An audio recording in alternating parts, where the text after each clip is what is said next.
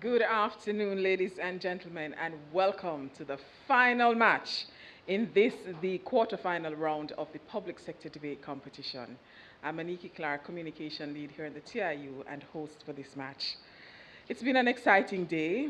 The top 8 teams started the competition in this round, and so far we know that the Ministry of Agriculture, Fisheries and Mining, National Irrigation Commission, and the Judiciary of Jamaica have advanced to the semifinals. This is the final match between the Ministry of Tourism and the National Environment and Planning Agency, and from this match, we will know the final team that will advance to the semifinals. It has been a great competition since the start of the preliminary rounds back in April, and we're now down to the final match in this round. And if you miss the action from any of those rounds, you can catch up on our YouTube or Facebook. Before we get into the match, they will be debating the MOOT, be it resolved that Jamaica should abolish the statutory retirement age for public servants. So they wanted to work until God knows how long. That's germane, right? Is that a real world? We'll hear from the proponent, Ministry of Tourism, and the opponent, the National Environment and Planning Agency. But before they get into their arguments, let us meet the teams, starting with the Ministry of Tourism. Good afternoon, everyone. My name is Shakina Morgan, first speaker for Ministry of Tourism. Good afternoon, everyone. Matthew Blake, second proposition speaker. Good afternoon, everyone. Davita Keane, reply speaker for Ministry of Tourism. Thank you so much, Team Tourism. And we now invite the National Environment and Planning Agency to introduce themselves. Good afternoon, everyone. My name is Michaela Miller-Colley, and I'm the first opposition speaker. Good afternoon, everyone. Camille Douglas Stevenson, and I'm the reply speaker for Team Opposition. Good afternoon, everyone. My name is Sabrina Urbano, and I am the second opposition speaker for Team NEPO. Thank you so much, Team NEPO. And we have our partners in crime, the Jamaican Association for Debating and Empowerment, who will judge this match, and I'll now invite the judges to introduce themselves. Thank you very much, Aniki Clark. We now are almost ready for the debate, but before we get ready, allow me to introduce myself. My name is Jermaine Barrett. I'll be the chair adjudicator for this match, and my panelists are... Good afternoon, everyone. The name is Dravon Downey, and I'll be serving as a wing adjudicator in this match. Good afternoon. I'm Curtis Wallace, and I'm the other wing adjudicator. Right. It's an interesting dynamic going on here. All male judges, one all-female team, and on this one lone gentleman. Right? So it should make for an interesting discussion. At this point, I will hand over to the judges, and for those of you online, stay tuned for an exciting match. The final match in the quarterfinal round of the public sector debate competition. Over to you, Jermaine, and good luck, teams.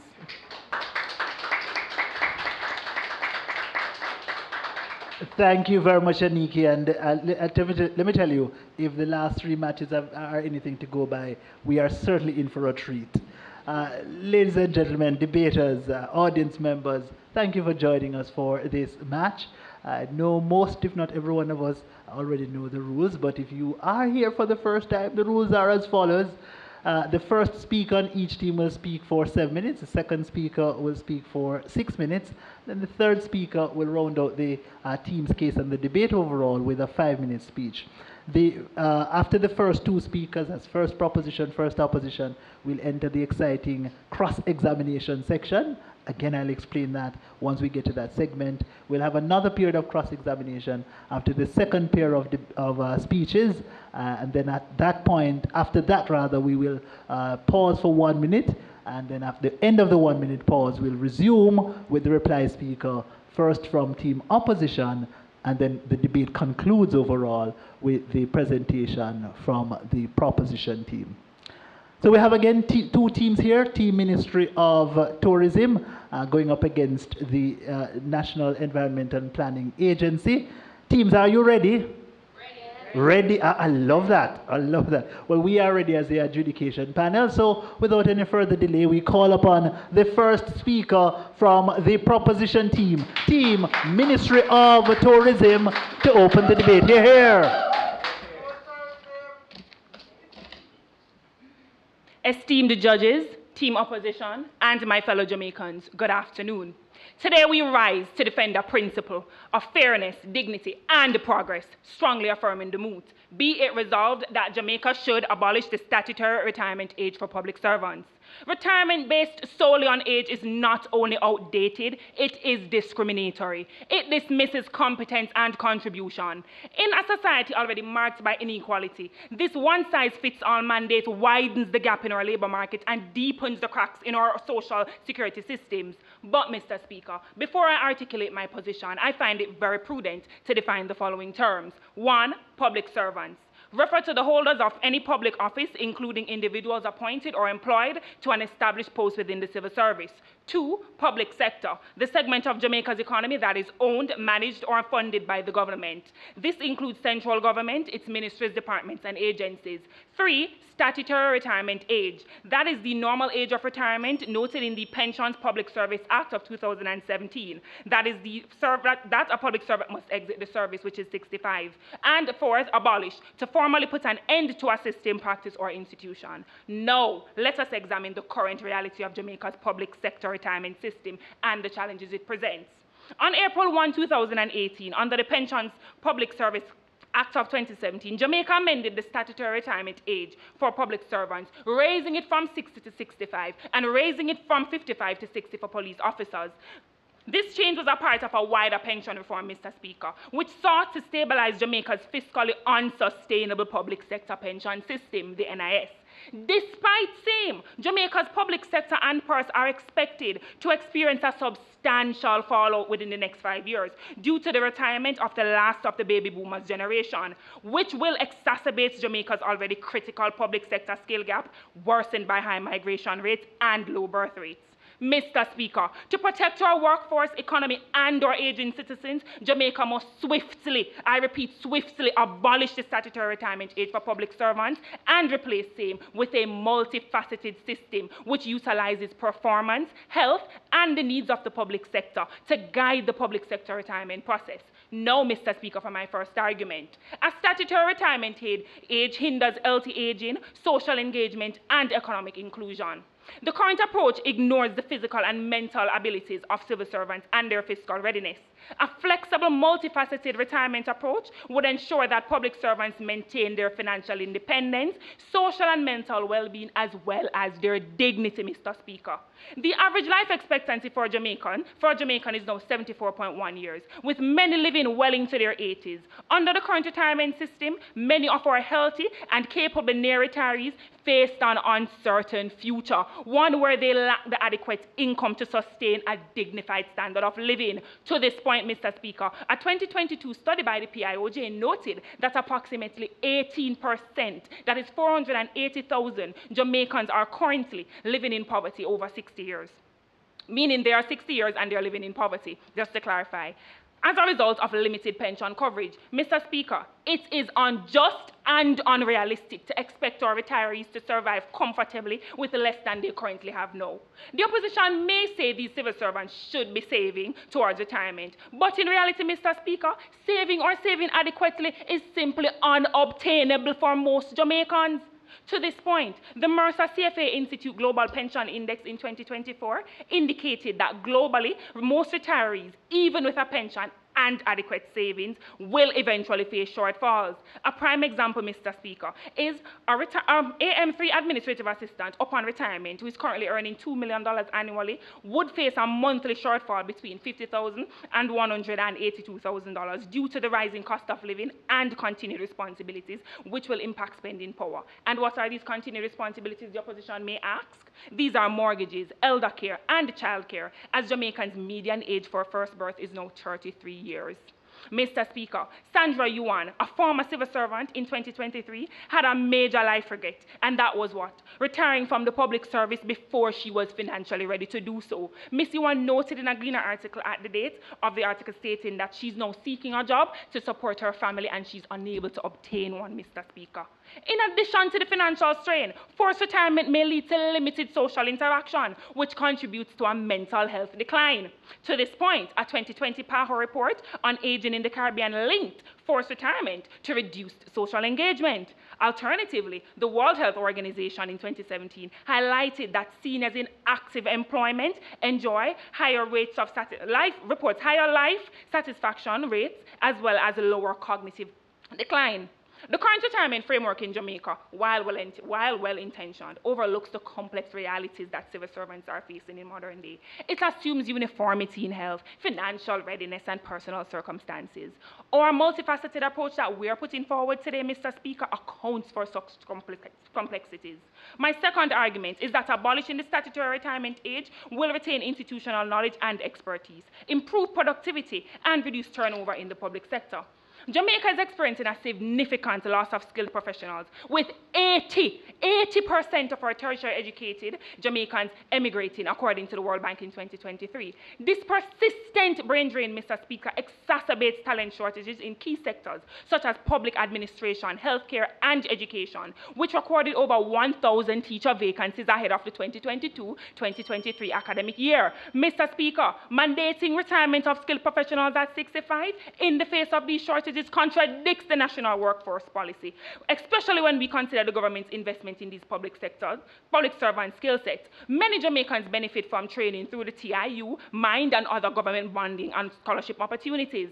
Mr. Speaker, when a 2020 review by the Public Administration and Appropriations Committee noted that only a minority of ministries currently have succession planning frameworks, a fault that is exacerbated under the current system. To address these ills, the proposition proposes is a wise, multifaceted retirement policy, which would allow capable senior workers to remain in place to mentor, train, and support incoming staff, thus strengthening institutional memory and improving succession outcomes. And my second speaker will go further into that and tell you how we accomplish that. In closing, Mr. Speaker, let us not cling to outdated policies. Let us embrace a future built on equity, flexibility, and respect. Retirement should be a conversation and not a hard deadline. The proposition rests. Thank you.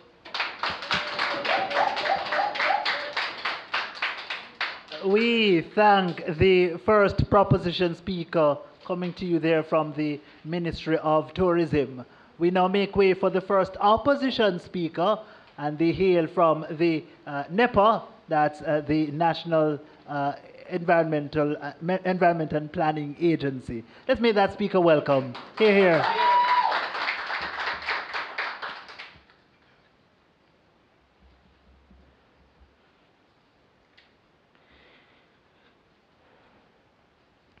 Adjudicators, proposition, audience, greetings. Today, we firmly oppose the MOOT, be it resolved that Jamaica should abolish the statutory retirement age for public servants. The Pensions Act of Jamaica 2017 sets the statutory retirement age for public servants at 65, not as a dismissal of their value, according to proposition, but as a dignified milestone that honors their years of service and contribution to national development. We want our retirees to go and live their next best life, start new ventures. It is not stopping anything, any progression, any continuity within the public sector. The proposition envisions a world without structure, where public servants retire whenever they choose, even as early as 25. Without a statutory benchmark, retirement becomes subjective, inequitable, chaotic, and unsustainable.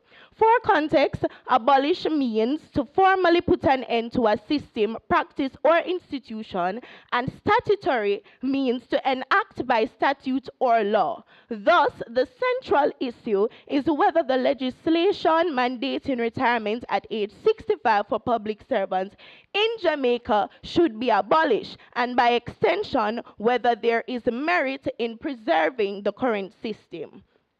Ladies and gentlemen, we have identified 3 key advantages of retaining the statutory retirement age for public servants, namely fiscal planning and stability through administrative efficiency, public sector workforce continuity, fairness and equity for public servants. As first speaker, I will discuss the first key advantage, and our second speaker will present the remaining 2 advantages in support of our stance. But first, let us examine our world and that of proposition using the macroeconomic and fiscal conditions of the Netherlands as a yardstick. The proposition is fond of reminding us that Jamaica is a small island developing state. Indeed, it is. But unlike developed nations, such as the Netherlands, Jamaica faces vastly different economic realities. Our debt to GDP ratio stands at 64.4% compared to theirs 43.3%. And our public sector wage bill consumes 44% of recurrent expenditure, with pensions alone reaching 44.9 billion. Jamaica has strict IMF obligations to abide by which mandates us to reduce public sector debt and balance of payments issues. This is not the case for the Netherlands. Most critically, our pension system, though flexible, is neither inclusive nor adequately funded. Unlike the Netherlands' robust model, ours is limited and fragile. Therefore, abolishing the statutory retirement age may work in their world, but in ours it is simply unsustainable and fiscally reckless. Judges, this motion cannot work here.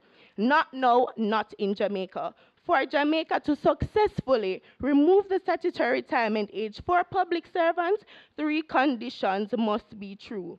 A low debt to GDP ratio below 50%, no special IMF conditionalities for public debt, and an inclusive and well-funded pension system. To date, all 3 conditions for this motion to succeed have not been met, and is therefore impractical to execute in our world. Consequently, we firmly reject this MOOT. As earlier stated, retaining the statutory retirement age for public servants is fiscally prudent and fosters administrative efficiency. The existing system allows for predictable pension payouts, aligns contributions with benefits, and helps sustain the public pension fund. Under the Pensions Act, benefits are based on years of service and the average salary at retirement, with maximum benefits awarded to those who retire at or near the age of 65. This system is also flexible, with specific schemes for various public bodies and allowances for early retirement in cases such as illness, migration, or position abolishment, subject to the Governor General's approval. Retired workers may also be engaged on contract based on their expertise, supporting succession planning and knowledge transfer. This structure strikes a balance between providing adequate retirement income and maintaining manageable government expenditure. Eliminating the statutory retirement age could destabilize this balance by leading to unpredictable retirement and indefinite employment extensions, thereby increasing pension liabilities, administrative and indefinite employment extensions, thereby increasing pension liabilities, administrative costs, and fiscal uncertainty. Such a shift could have dire macroeconomic implications for Jamaica, threatening fiscal discipline, overburdening the pension system, and straining public finances. The proposal to remove the retirement age is not viable, ladies and gentlemen, given Jamaica's current economic standing. While some developed nations like the Netherlands, New Zealand, and Australia have removed their statutory retirement age, they have vastly different economic contexts, characterized by strong fiscal frameworks, low unemployment, no IMF obligations, and well-funded pension systems. We are not there yet. In contrast, Jamaica's pension system is limited, covering only about 2% of labor force and lacks the financial capacity to support such a fundamental shift. Our Caribbean neighbors, Trinidad and Tobago and Barbados, though they are doing better economically, have maintained a statutory retirement age for public servants. Barbados even increased its retirement age to 67 in response to longer life expectancy, underscoring the importance of a structured retirement framework. We need to maintain the structure. Abolishing the statutory retirement age would undermine Jamaica's economic stability. The opposition vehemently opposed the motion. The opposition rests.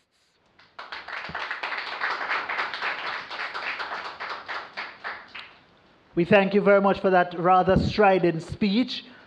We now move to the first segment of cross-examination. In this segment, the opposition team, Team Nepo, gets to ask 3 questions of the proposition team, and then we will flip to allow the proposition team to ask 3 questions of the opposition team. Each question in this segment lasts for 10 seconds. Each response lasts for a maximum of 30 seconds. Team Nepo, you may now ask your questions of Team MOT. Thank you. Team Proposition, how does your model create space for the younger workers to enter and rise in the public sector? That will be discussed by our second speaker, but just to be clear, there is space as Jamaica has a major skill gap and we face losing most of our skilled workers to migration, which is 80% of our tertiary students who leave at any time. There is space. So our model acknowledges that space and uses the soon-to-be aged-out retirees to fill that gap. So what would the benefit in abolishing the statutory age requirement be then? To fill the gap, as we just stated. Next question. Are you saying then that it's wrong to ever set limits on the public service sector, even when it's going to affect the institutional efficiency? There is no proof that it will affect institutional efficiency, but we are not saying that there should not be limits. We're saying that there should not be a limit based on age alone, as it is universally discriminatory. And Jamaica needs to move away from such practices, and the practices of government already do so. All right, thank you very much, Team Nepo, representing the opposition side. And thanks for your responses, Team Ministry of Tourism, representing the proposition side. Team Ministry of Tourism, you may now ask your questions of the opposition team. All right. Team Opposition, are you aware that the government spends over $70 billion annually on pensions and that this is projected to rise to $90 billion by 2026? How does your model address this fiscal pressure? Yes, we are in fact aware, opposition. But what we are saying is, given those constraints, it is not practical or fiscally prudent to abolish such a system that would open up our system to further worsen that state, worsen the wage bill, increase pension costs and expenditure, increase our current debt to GDP ratio. It is not fiscally sustainable, and no developing country of our status and economic landscape have done so. How does it work on the pension bill if those who remain in the system will not be pulling from their pension and will be paying income tax, which pensioners have special discounts with regards to? Thank you for that. The problem with your suggested life in your system is that you could eventually have systems where someone who is way below the current standard of age at even 25 could in fact retire. And also, by the time you have reached that retirement age, you could end up pulling your salary as well as end up pulling from the pension scheme at the same time, making it an unbalanced system, one that is not fiscally possible and sustainable for Jamaica. As the argument is mandatory retirement and not voluntary retirement, if public servants who are still mentally sharp, physically capable, and performing at 65 can do so, why should we then force them out given the gaps in our system? We're not forcing them out. That is actually contrary to our position. As a matter of fact, the current system and policy does in fact allow some flexibility where a skilled person with specific skill sets can remain in the public sector. There's nothing saying that you won't ever be able to come back into the public sector under our current systems. All right, so thank you to both teams for that rather exciting and testy period of cross-examination. I think they deserve a round of applause, audience. Come on.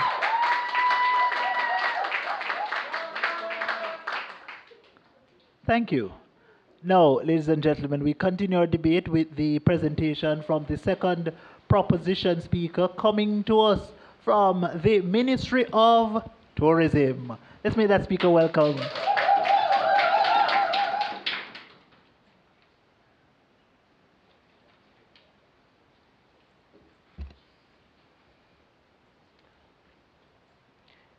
Honorable adjudicators, my distinguished colleagues on the proposition, team opposition, and members of the audience, good afternoon. I want to start by clarifying that this argument is not about early retirement. It's about the statutory retirement age that mandates retirement based on just age. So let's not lose focus of the MOOT. And also, the opposition has framed a world that they think we exist in, but let me use this opportunity to clarify the truth. What we just heard from the opposition is the same tired tune being played on a broken policy piano. Their stance, maintain the statutory retirement age because it is supposedly designed to preserve structure and prevent stagnation and bureaucratic chaos. But here's the reality. The status quo is the chaos. We live in a Jamaica where public servants, brilliant, experienced, and capable, are shown the door not because they're unfit, but because the calendar says so. That is the injustice we seek to correct by abolishing the statutory retirement age. As my colleague aptly stated, the current system hinders healthy aging and economic inclusion and disregards institutional memory at its peak value. She also explained that retaining experienced workers safeguards the government's investment and promotes efficiency. Now, I rise to proffer two additional arguments tackling the financial advantages of abolition and the alignment it would result in within the legal and human rights realm, and I will also present the policy mechanism through which this transformation will be achieved. Mr. Speaker, abolishing the statutory retirement age makes financial sense, full stop, regardless of what the opposition says. According to the World Bank and the IMF, Jamaica's public pension system, which is heavily subsidized by the government and vulnerable to demographic shifts, is severely under pressure. As of the 2023-2024 fiscal year, pension payments already exceed $70 billion and are projected to hit $90 billion by 2026. The wave of baby boomer retirements is here, with thousands retiring at once, draining the public purse and leaving ministries, departments, and agencies scrambling. But instead of managing this exodus strategically, the government pays twice. Once to retire them, then again to rehire them on expensive short-term contracts. And this is based on a 2021 report from the Auditor General's Department. Mr. Speaker, a single pay band 10 retiree could cost over $32 million to rehire over 2 years, inclusive of pension payments, salary, and gratuity, more than double what it would cost to retain them uninterrupted. Multiply that by just 10 employees, and you're looking at an unsustainable $137 million burden, and the opposition celebrates this system. Countries like New Zealand and Canada, Australia and the UK have moved away from age-based retirement models because the math wasn't mathing, and neither is it for us. Jamaica has always been a pioneer in the Caribbean, and we will lead in this regard.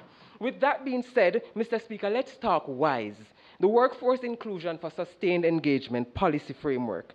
With WISE, we're saying goodbye to the one-size-fits-all retirement age and hello to a flexible, performance-based system that values what you bring to the table and not just your birth year.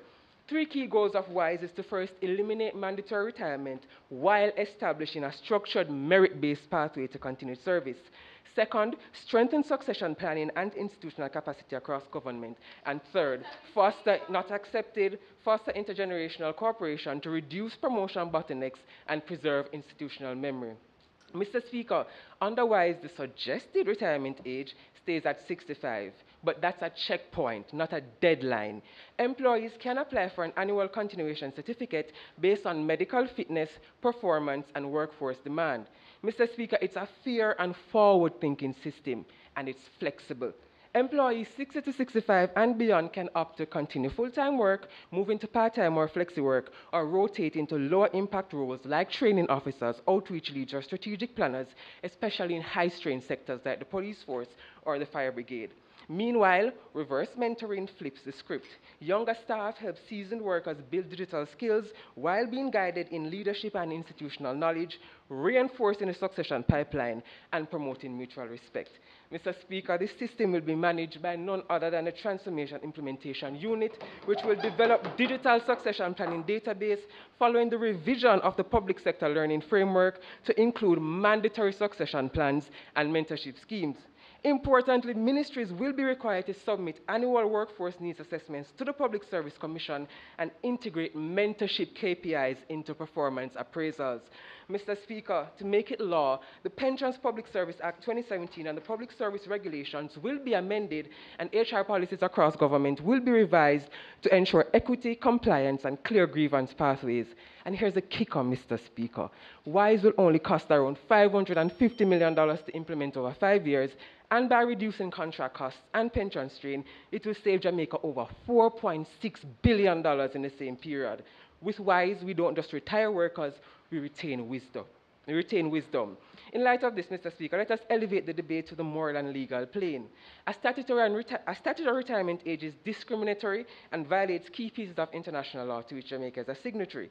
Conventions like ILO's Discrimination Convention No. 111 and Article 23 of the Universal Declaration of Human Rights affirm the right to work free from age-based dismissal. Jamaica has signed all these treaties, yet still it enforces a policy from a bygone era. Our very own national policy for senior citizens support reform of the statutory retirement age by promoting flexible work arrangements for capable older persons. And Mr. Speaker, we've already seen how out of touch this policy is with our current realities, as the Ministry of Health had to rehire over 300 nurses and healthcare workers in 2023 to fill urgent gaps in the system. And they didn't come back because they missed work opposition. They come back because they were still needed and still had value. Mr. Speaker, we're asking for dignity, dialogue, and due process. Age should start the conversation, not end it. I rest and pass to the reply speaker.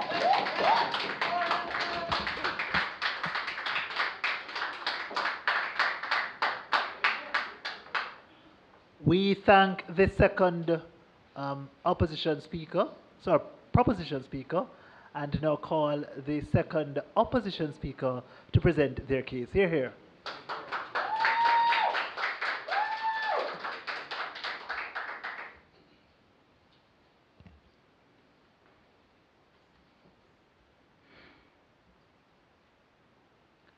Mr. Speaker, honorable judges, team proposition, and citizens of Jamaica. Our first speaker spoke about the key advantage of retaining the statutory retirement age for public servants.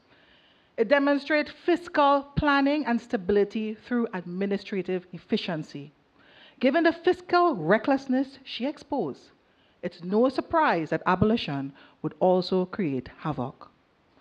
Proposition sells theoretical elegance. However, as second opposition speaker, I will explore 1, workforce continuity through structured exits and knowledge preservation, and 2, fairness and equity through universal rules which protect vulnerable public servants. Jamaica needs practical solutions. Their abolition fantasy ignores 3 fatal realities: unaffordable costs, institutional chaos, and generational betrayal. Team proposition, I want to bring it back to abolition. Abolition means no holds barred, anywhere, anytime, in either direction, no hard stop.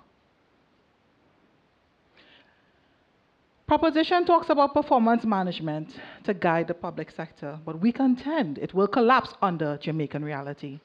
What metric measures a 70-year-old nurse at Princess Margaret struggling due to critical staff shortages against a tax auditor? None exists. What about the costs of their reality? Training would be major cost in implementation. Ministry of Finance and Public Service reported in 2017 that training public servants cost $1 billion. Catering for 5.3% inflation according to the BOJ 2025, retraining costs would exceed $1.5 billion. The additional increase to the wage bill must also be added. Every delayed retirement costs $4.7 million per year in salary and benefits, enough to hire 2 graduates. Ministry of Finance and Public Service, Summary of Public Sector Skills 2023. Team proposition, you spoke about multifaceted policy. It is not proposing abolition. You are actually agreeing with us. Existing policies, there are existing policies that allow for flexibility.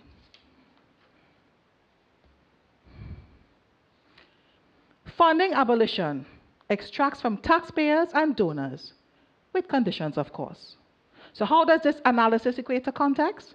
According to the Statistical Institute of Jamaica stat in 2019, 23% of Jamaicans are at the age of 45 to 69.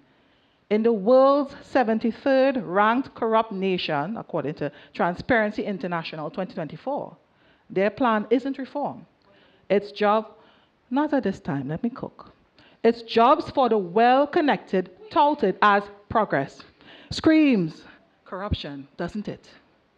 We counter with Project Legacy. Responsible reform, preserving the structure that already exists. How?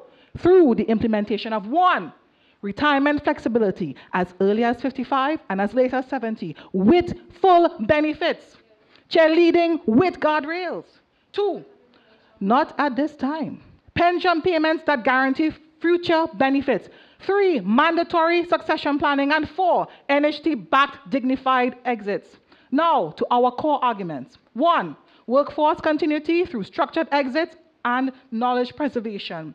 Abolition guarantees national amnesia. Only mandated exits protect institutional memory. The Pensions Act 2017 codifies phased retirement. Government mentorship programs, according to GIS 2016, prove knowledge transfer works under structure. Even our courts upheld this principle. The appeal court confirmed extending the DPP's retirement to 65, preserving the opportunity for structured knowledge transfer, especially in critical roles, not at this time. Jamaica Observer 2024. Without required transitions, nurses collapse before teaching life-saving skills. Abolition makes mentorship optional while Jamaica burns. Project Legacy mandates succession planning because national stability requires guaranteed knowledge transfer, not gambling goodwill. 2, fairness and equity through universal rules protects the vulnerable. Statutory retirement is armor for youth, pensioners and orphans. Abolition shreds it. Staten reports 11% youth unemployment, quarter 2024. Every position frozen by abolition deepens this crisis. Meanwhile, destroying predictable exits implodes pensions. Younger workers face crushing taxes while the fund defaults on survivor benefits for widows and death gratuities for orphans. Vacancies must be predictable to absorb graduates. Pension ratios must be stable to protect retirees. Abolition sacrifices Jamaica's future at the altar of false compassion. Project Legacy's framework is how we deliver true intergenerational justice. Flexibility without sacrificing protection. In conclusion, the Pensions Act 2017 already provides phased exits. Abolition doesn't modernize, it dismantles Jamaica's institutional scaffolding. For the nurse mentoring under crisis in triage, for the graduate begging for opportunity, for the widow relying on survivor benefits, we bring you back to the central point. Retaining the statutory requirement age for public servants mean Jamaica has structure, Jamaica demonstrates fiscal prudence, Jamaica shows fairness, Jamaica is equitable, and Jamaica values continuity. We rest our case.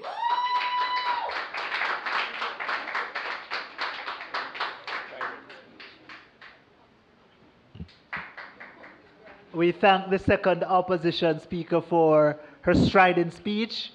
We now make way for the second segment of cross-examination. The rules that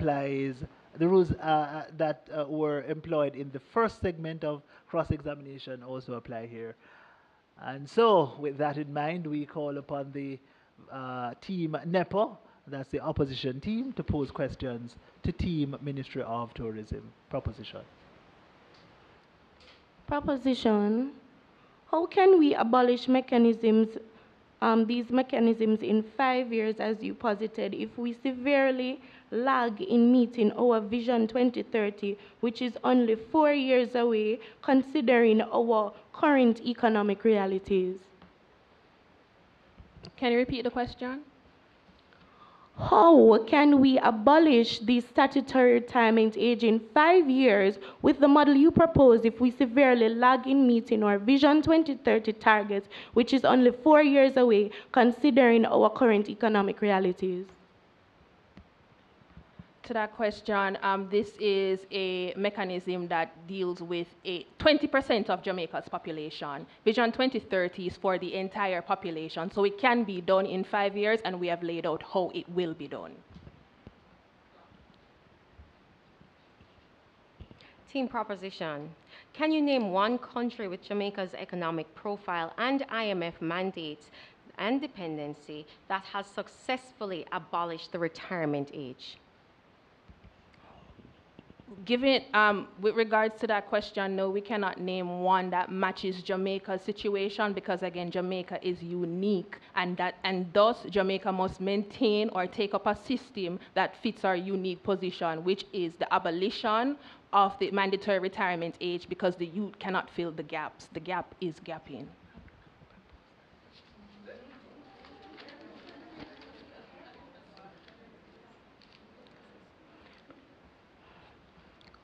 Next question. Would your policy apply equally to physically demanding public jobs like sanitation or emergency services? So you will be employing the 100-year-old to sanitation and firefighters?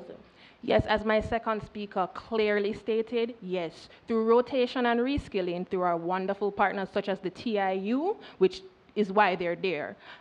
They will be offered other places to fill the needs, because key to our mechanism is the needs of the public sector, not having furniture there to dust.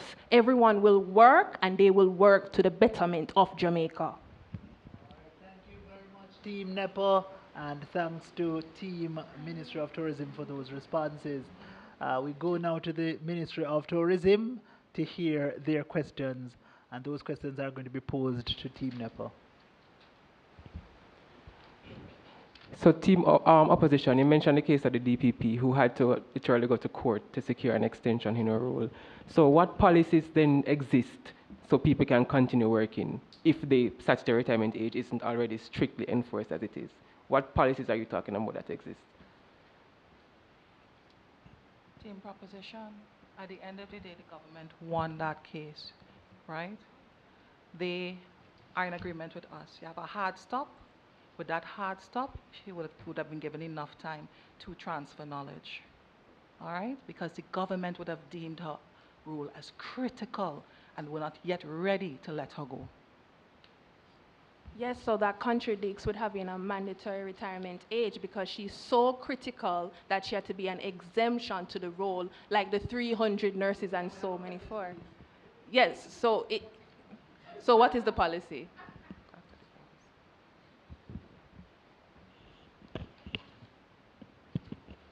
The policy is already existing. That's what we've been saying. And it is flexible, and our law supports it. It is structured. It is sustainable with our economic realities. You have yet to propose a model or a country that can successfully abolish the statutory retirement age as you have been proffering. Nothing substantial. You are yet to prove to us that this model is practical and sustainable.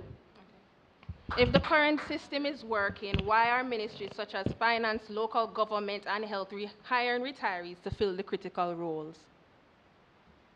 But that is something that we are suggesting with our policy proposal. Our policy is actually saying that we want to reinforce and strengthen the current policy, not do away with it. There is an avenue, but we are proposing that you'll have stronger succession planning. We're proposing that you're going to have stronger mentoring programs. We're also proposing that while you're in the service, you have opportunities coming out of institutions such as the TIU, so that you're building additional skill sets skill sets that will allow you to leave the service, continue on with another type of job employment. All right, thank you very much.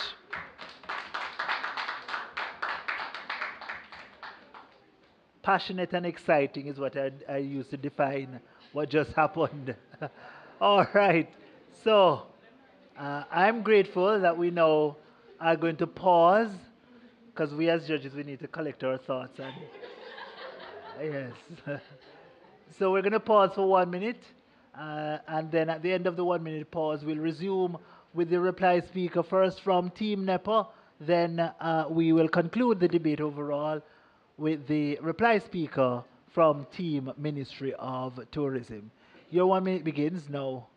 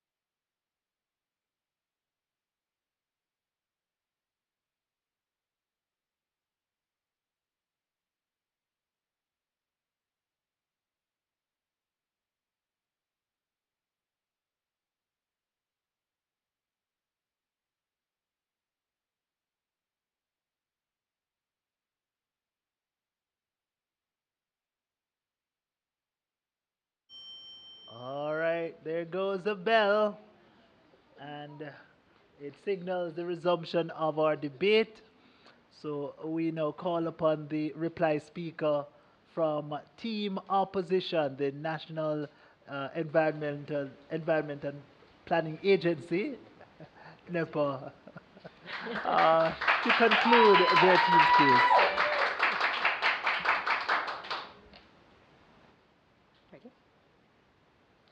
This debate asks us to choose between two futures, one that is grounded in structure and one that's governed by sentiment. The proposition has given us unlimited tenure, a public sector with no breaks, no benchmarks, and no budget guardrails. In fact, proposition has not today proposed a model or even a system that is comparable to Jamaica. You keep saying that Jamaica is unique, but we're not hearing what the true proposal can be that is different from what exists now. We, the opposition, have shown today that abolishing the retirement age is mutually exclusive to having administrative efficiency, fiscal discipline, and intergenerational equity. You cannot remove the retirement age and preserve the systems Jamaica depends on to function. We have dismantled the proposition's points on the pillars of this debate. For instance, number one, administrative efficiency. Proposition says, let capable workers stay. Age shouldn't matter. Retirement age is outdated. We should judge people on ability, not on age. But we have countered today that sounds ideal, but the public sector doesn't run on sentiment. It runs on structure. Without a clear retirement age, how do you plan for exits, transfers, or appointments? Opposition, my proponents, the entire public sector depends and is run on timelines, budgets, and workforce cycles. Abolishing the retirement age would remove the only predictable marker for transitions, succession planning, and HR policy, putting the public sector at risk of multiplying legal issues. Judges, you cannot eliminate the statutory retirement age and preserve transparent, efficient workforce planning. Secondly, fiscal planning. Proposition says if someone is doing their job well, they should keep it. Persons should have will to determine when retirement age for them fits best. But we would ask, how does the country afford it ultimately? Having persons with no fixed point or structured system to work inflates the wage bill and it strains the long-term liabilities, making it fiscally reckless. If the statutory retirement age is abolished, that means the law no longer defines any official age at which someone is expected or entitled to exit the public service. In a system with no statutory age at all, someone could theoretically retire at 25, or conversely, never retire at all, and the state would have no clear legal policy framework to manage that. That's administrative chaos that you're proposing. Early retirees drain the pension system, claiming benefits much earlier than planned. Late retirees would hold on to roles well beyond their reasonable capacity, undermining workforce renewal and costing more, contrary to what the IMF mandates, which applies to Jamaica. Judges, you cannot simultaneously have predictable fiscal planning and workforce succession and a system where retirement becomes voluntary and unbounded. Then we can talk about workforce continuity. The proposition is again saying that experience matters and don't throw it away. We agree, of course, it does. And our policy keeps it through targeted rehiring and mentorship, not unlimited employment. Keeping the senior civil servants indefinitely blocks the upward mobility, stagnates promotion pipelines, and accelerates our youth brain drain, contrary to what proposition is proposing. We must have workforce renewal. Judges, you cannot have seamless generational succession if older workers never exit. If we want to talk about fairness and equity, that's your first speaker had proposed. The mandatory requirement is discriminatory, but we have maintained it sounds fair in principle, but removing the age limit invites far worse injustice. Without a fixed standard, decisions are going to be subjective. Judges, you cannot abolish retirement age and still claim to protect fairness in public service. Let us be clear, this debate is not about whether the older workers are valuable. We agree they are. There is no question in that. We are saying that the existing policy needs to be rehabilitated. It needs to call for further balance. We are proposing the project legacy. Adjusting the retirement ages strategically, rehiring where the skill set gaps are, investing in mentorship and succession, and reforming pensions to support dignified exits. You cannot honor the public servant and have fiscal discipline and uphold national interest if you remove the very system that holds this imbalance. Judges, Minister of Tourism gives you sentiment. We today have actually defeated at every juncture their simple and under simple scrutiny have proven why their proposition would not work. Therefore, we are saying this win belongs to the opposition.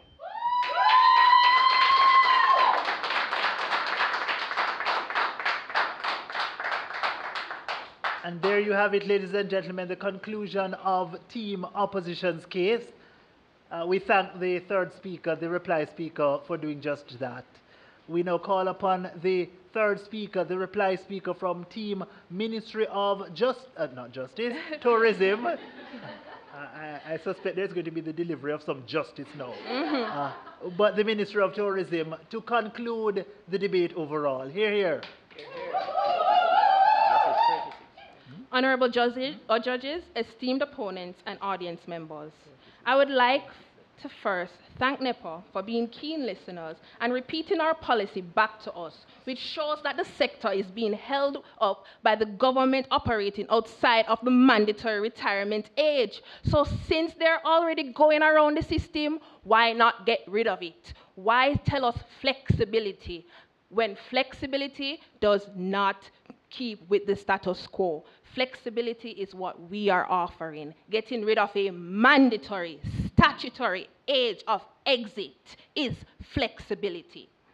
This debate has revealed a fundamental clash between two visions for Jamaica, as opposition has stated. One that clings to outdated, rigid systems, and one that embraces flexibility, fairness, and fiscal responsibility. Mr. Speaker, the proposition has shown that abolishing the statutory retirement age for public servants is not only necessary, it is urgent. We have done so by showcasing the current system as fiscally unsustainable, legally flawed, socially unjust, and just plain inefficient.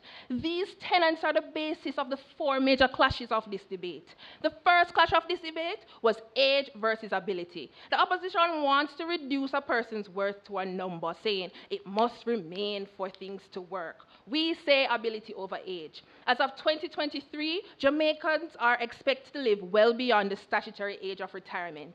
Yet, under the current law, and with total disregard for the needs of the sector and its servants, a significant portion of our public servants will be regulated to live up to a quarter of their lifetime financially and socially limited. While doctors and technocrats can seamlessly transition into retirement, the office attendant and the administrative assistant cannot, especially when the responsibilities of pre-retirement follow them into retirement. Mr. Speaker, our public servants are capable and willing to work well beyond 65, and we should give them the opportunity to do so. Efficiency and opportunity stand as the next clash of this argument. The opposition says we need to make room for the youth, but the reality is Jamaica has one of the highest skilled worker emigration rates in the world, and our skill gap was so significant in 2023 that the Ministry of Health had to rehire over 300 retired nurses due to staff shortages. Now let's be clear. When it comes to the youth, we are not preventing their entrance into the public sector. The jobs are there. Neither are we hampering their advancement. We are simply assuring their progression in the sector by ensuring efficient and effective knowledge transfer through our wise policy, which addresses the government's culture of poor succession planning. Cost stood as the third and main clash of this moot. The opposition claims that abolishing the retirement age is costly, but the facts say otherwise. The government currently spends $70 billion annually on pensions, and given the size of the generation currently retiring, the IMF projects that this spend will surpass $90 billion by 2026. Additionally, the practice of rehiring retirees on contract are broke with. We did the hard math for you. One pay band 10 retiree costs an additional $7 million annually on contract as they collect pension, pay, and gratuity. This is what the opposition wants us to maintain, and we say this can't work. Mr. Speaker, our wise policy will save the government an estimated $4.6 billion over 5 years by reducing such hiring practices and delaying overall pension drawdowns. Legality stands as the last major clash of this debate, as the opposition defends a system that contradicts international rights, ratified conventions, and government practices. Mr. Speaker, we stand firm to our point that a mandatory retirement age without assessing health and performance is age-based discrimination, a form of discrimination that the Universal Declaration of Human Rights and conventions such as the ratified ILO Convention number 111 aims to protect us from. Furthermore, the very action of ministries rehiring retirees showcases a misalignment with the statutory retirement age and government practices. Again, Mr. Speaker, our wise policy will ensure that the government's necessary actions do not contradict our laws, and that Jamaica's laws are in line with our ratified international conventions. Mr. Speaker, we have shown you that the only way forward for Jamaica is to abolish what holds us back. Secondly, we proposed a comprehensive, costed, and right-based policy that effectively addresses the deficiencies of the presented status quo. A policy developed with data, logic, and more importantly, compassion. So I say to you, let us stop treating age as a disability and start treating experience as an asset. Let's lead Jamaica with wisdom and abolish the statutory retirement age for public servants. Let Jamaica be wise. The proposition rests.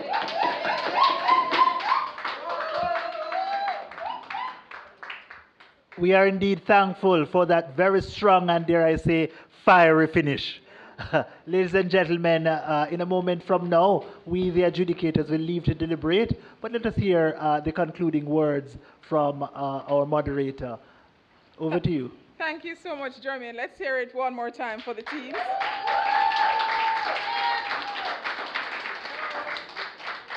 This match was not short of passion or excitement. And just to remind,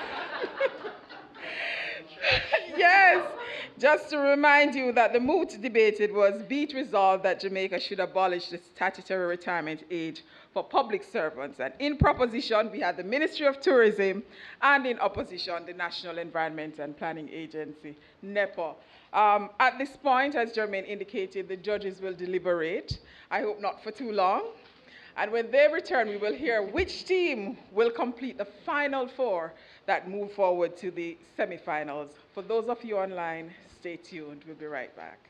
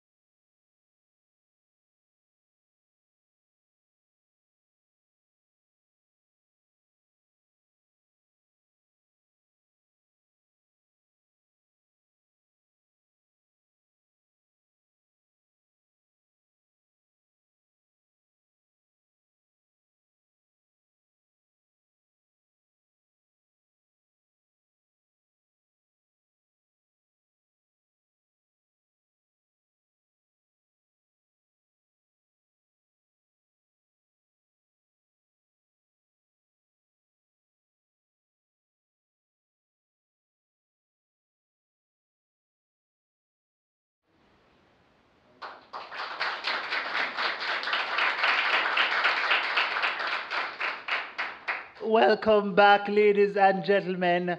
We're at the results segment of this match. A very, very interesting match between two very, very strong teams, deserving indeed of being contestants in the quarterfinals round. Ladies and gentlemen, we had from the Ministry of Tourism on side proposition, and of course, Team NEPO representing the opposition side. They contested the match that contemplated abolishing the statutory retirement age within the public service. Now, why would we want to do this? Yes? Team Ministry of Tourism tells us that there are significant human resource constraints that now confronts the public service. They say that in sectors like healthcare and education, we just don't have enough workers who are remaining in the public service, and so every single year, ever so often, the shortage is chronic. They say to us, sort of responding, to a concern coming from the opposition team, Team NEPO, that, well, this is going to force out or leave at a disadvantage young workers within the public service. Again, at the tail end, we hear a response that says the deficit that exists means that there is space for young people, albeit young people are migrating anyway. So, I mean, there's not much of an issue there. Now, what Team Proposition wants us to believe is that the mechanism where they abolish the retirement age, the statutory retirement age, in favor of a sort of a recommended age of retirement, and ultimately a sort of a fairly complex arrangement they term WISE, the WISE policy, that it would lead to a fairly robust mechanism arrangement that, first of all, detects where there are shortages, utilizes KPIs and the instrumentality of TIU to really help to solve and treat with that deficit that exists currently in the system, generally speaking.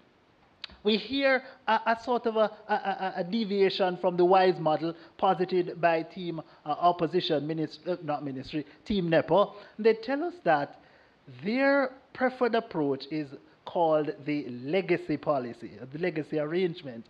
And they highlight the need for something unlike WISE on the basis that, one, they contended that it is disruptive and it does not lead to the kinds of predictability that is necessary and needed in the public service. We are left to wonder even now, why is predictability, as they would have it, so important in the public service relative to the supposed gains that we will get from Team Ministry of Tourism, the kind of better addressing of the huge concerns that confront the public service. They also tell us that there is a cost in Team Proposition's world, cost for training and so forth, and even if it is that we're to buy this though, we're wondering, does that cost or some amount of that cost not exist in their world as well? So again, here it is that we come upon an idea, a huge cost for training. I think it was $2 billion. If those costs exist and those costs are a negative consequence of adhering to an abolishing of the public services retirement age, statutory retirement age, if that is the case, then what then is the cost in their world? Yes? Now, an interesting point of contention between the two teams is, does the status quo, what obtains currently, is that adequate to treat with the shortfalls in terms of human resources that exist in the system? Team Opposition was on point in telling us that in the current arrangement, in the status quo, you can retire, and upon retirement you get your pension and you get a gratuity and so forth, which is a huge concern for Team Proposition. I'll talk to that a little later. But having retired, if it is that the system, the public service deems it necessary for you to remain because you're functional, because you're capable, because you have the faculty and the capacities to still continue to work, despite the fact that you've gotten to the retirement age, then they'll call you back and then pay you your standard salary, as though you're a typical worker in the public service. Now, Team Proposition says that this is an adequate arrangement. Team Opposition says, no, that is bad because it as it obtains right now, the system does cost the government a tremendous amount of money, more than is necessary in their world where the retirement age is abolished or simply a kind of a recommended arrangement. Now, of course, on that contestation, we think that team proposition has the edge there because, again, we find that we get what it is that team opposition is wanting to give us, which is continued service within the public service, but not as high a wage bill and a cost for the government at large. The final point I'll comment on is this consistent argumentation from team opposition that says the non-existence of a statutory, a mandatory retirement age means that people will have the option to retire at any age. And if that is the case, then that is problematic because, again, it feeds into the concern about lack of predictability and certainty that would obtain from their vantage point in relation to the arrangements being proffered by team proposition. How do we see this? We contend that it was a bit concerning that we did not get any real response to the risk of people retiring at, for example, age 25. Is that something about which we should be concerned? Yes? We thought that, again, it is an unfortunate shortcoming on part of team proposition. That said, it would have been helpful if team opposition articulated to us that this is not just a one-off occurrence or a minuscule occurrence where people retire at fairly youthful ages. And I can say youthful because I've passed 25 some years ago, right? But if it is that this happens fairly often, then it becomes a major concern. But we don't know what the quantity of that concern is in the world of team proposition as was being pointed to by the opposition team. All right? So, ladies and gentlemen, the team that wins with a very, very creditable score, 295 points. And of course, that is out of 365 points. And that compares to the second place team's 277 points. Ladies and gentlemen, in this fourth and final quarterfinals match in the public sector debate competition for 2025, the winner, the fourth team to advance to the semi-final round is Team Proposition, Ministry of Tourism.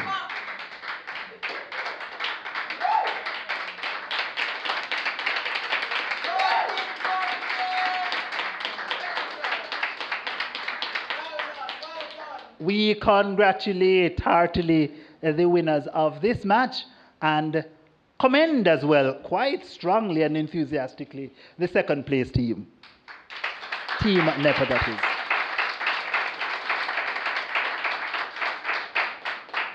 is. Now, ladies and gentlemen, I've been advised that we have a very, very special person in our midst. Yeah, I mean, the debaters are special themselves, but in our audience, we have the executive director of the TIU, Madam Maria Thompson Walters, and she is here, and we're going to put her to work, right? So we're going to call upon her to help to lift and hand that beautiful big gift basket. It is going to be presented to the best debater of this match. That debater, ladies and gentlemen, comes to us from the winning team. Yes, all right. And that debater is indeed the second speaker, the second debater.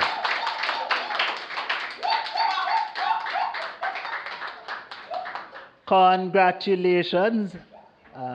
Best debater you are in what was a very, very strong contest.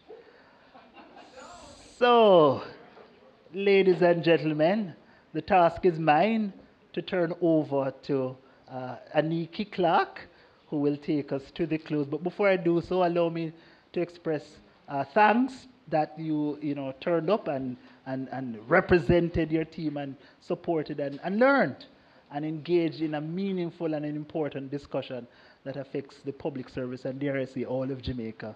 Thank you very much. See you next time in the semi-final rounds.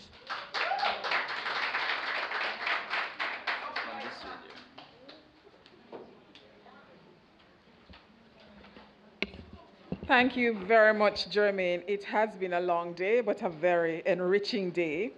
And just so you know, interestingly, we have one repeat participant and all three new entrants advancing to the semifinals. So we have the Ministry of Agriculture, Fisheries and Mining. This is their third year. National Irrigation Commission, a new team. Judiciary of Jamaica, new, and Ministry of Tourism, new. So it tells you that no spot is guaranteed for any team. It is about the arguments, it is about how prepared you are, and so on. But let's hear it one more time for the final match. Heartiest of congratulations to the Ministry of Tourism. I remember at the outset we had TPDCO, we had JTB, we had tourism, so you're representing your sector well. And well tried, NEPA. The cheering party is there, and it's always good to have your cheering party with you. But for those of you online, you can come back to us on the 24th of June when we get into the Fantastic Four, where these teams will battle it out to see who will advance to the finals of the Public Sector Debate Competition 2025. You've been an amazing audience. We see the comments on our social media pages, and you here, you've been a very good audience as well. But it has been our indeed pleasure to have had this final round, this final match in the quarterfinal rounds. See you next time.